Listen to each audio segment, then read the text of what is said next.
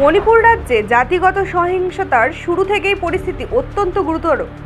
৩ জনের মৃতদেহ উদ্ধারের পর জিরিবামে আলোড়নের সৃষ্টি হয়েছে। ৩টি মৃতদেহ সম্পর্কে বলা হচ্ছে এরা সেই একই লোক যারা কয়েকদিন আগে জিরিবাম থেকে নিখোঁজ হয়েছিল। নিহতদের মধ্যে একজন নারী ও 2 শিশু রয়েছে।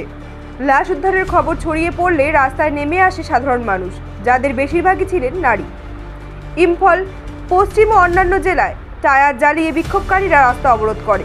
এদিকে স্থানীয় বাজার ও দোকানপাট বন্ধ করে দেওয়া হয় এবং ইম্ফলের নিরাপত্তা বাহিনী মোতায়েন করা হয়।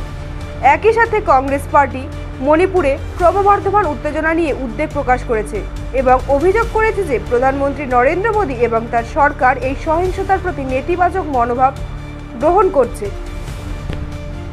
মৃতদেহ দেখে জনতা ক্ষুব্ধ হয়ে রাস্তায় নেমে প্রতিবাদ করে এবং মণিপুর সরকারের 2 মন্ত্রী ও 3 জন বিধায়কের বাড়ি ঘেরাও করে এবং স্লোগান দেয়।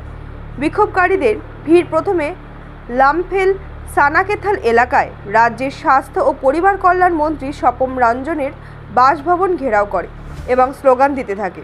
এরপর লামফেল সানাকেথাল ডেভেলপমেন্ট অথরিটির প্রতিনিধি ডেভিড জানান, মন্ত্রী সাপাম আশ্বস্ত করেছেন যে 3 জনের মৃতদেহ খুঁজে পাওয়ার বিষয়টি মন্ত্রিসভার বৈঠকে আলোচনা করা হবে।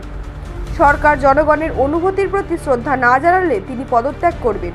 এরপর বিক্ষোভকারীরা ভোক্তা বিষয়ক ও পাবলিক ডিস্ট্রিবিউশন মন্ত্রী এল সুশীন্দ্রর বাড়ি ঘেরাও করে। অন্যদিকে সাগলবন্দ এলাকায় বিক্ষোভকারীরা বিজেপি বিধায়ক আর কে ইমোর বাড়ির সামনে জড়ো হয়ে স্লোগান দিতে শুরু করে। জনগণ সরকারের কাছে 24 ঘন্টার মধ্যে দোষীদের গ্রেফতার করে যথাযথ ব্যবস্থা গ্রহণের দাবি জানিয়েছে। জিরিবামের 3টি মৃতদেহ পাওয়া যাওয়ার পর উত্তেজনা বেড়ে যাওয়ায় মণিপুর রাজধানী ইম্ফল সহ 2টি জেলায় কারফিউ জারি করা হয়েছে এবং 7টি জেলায় ইন্টারনেট পরিষেবা বন্ধ করে দেওয়া হয়েছে। এই সহিংসতার পরে রাজ্য সরকার 16 তারিখ শনিবার স্কুল ও কলেজগুলোতে ছুটির নির্দেশ দিয়েছিলেন। স্থানীয় বাসিন্দারা অভিযোগ করেছেন, নিখোঁজ ওই ব্যক্তিদের পালিয়ে যাওয়ার সময় জঙ্গিরা তাদের অপহরণ করে। এ বিষয়ে উদ্বেগ প্রকাশ করে মেইতি সংগঠনগুলো দাবি করেছে জঙ্গিদের হাতে এসব মানুষ নিহত হয়েছে, তবে পুলিশ বলছে নিখোঁজদের খোঁজ এখনও চলছে।